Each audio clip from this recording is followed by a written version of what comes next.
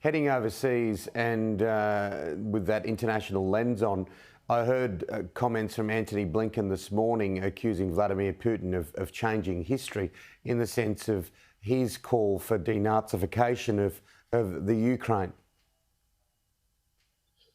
You know, I actually am not familiar with the exact comments said by Secretary Blinken, but I think it's very clear that Putin's claim that this is a campaign of denazification, first off, it's targeting, Ukraine's first Jewish president, Vladimir Putin's authoritarian ideology, to even suggest that this is a campaign seeking to dislodge authoritarian rule across borders. I mean, it's just patently ridiculous. Putin's campaign of terror continues to be the single greatest security threat, not just Europe, not just the West, so to speak, but the global world order has faced in at least 50 years.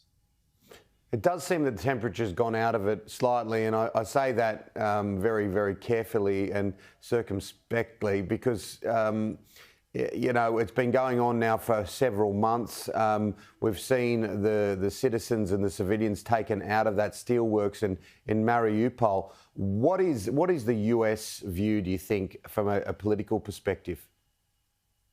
So I think the US and allies are really expecting in anticipation the upcoming Victory Day parade, so to speak, which I believe is tomorrow. A lot of analysts internationally believe that Putin might take this as a chance to formally declare war on the Ukrainian government so as to justify further campaign of aggression. So I think that overall the US and allies are mainly seeing that this could end up in something of what we call a frozen conflict, something where perhaps Russia informally, or not informally, that's probably not the best term to use, but rather in practice holds on to chunks of Ukrainian territory in Donbass for several years, even if it doesn't receive international recognition. And then maybe a few years down the line, a peace treaty will be of some kind, even one that might not even settle the question of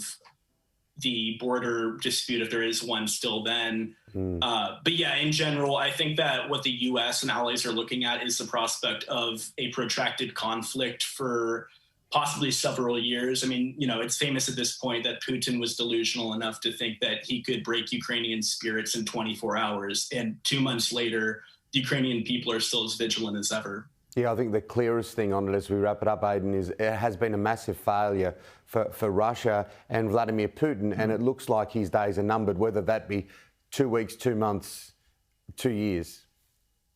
Absolutely. And it also, not to go too off topic because I know we're wrapping it up, but it also probably for the communist regime in China, it probably deters them from wanting to go forward with a similar attempted annexation of Taiwan. So if there is a silver lining to the absolute brutality that this absolute monster, and let's just call him what he is, who is president of Russia at the moment, has done, is that it will hopefully deter other leaders in his ilk from engaging in the same kind of human rights catastrophe. That, that's what we can only hope.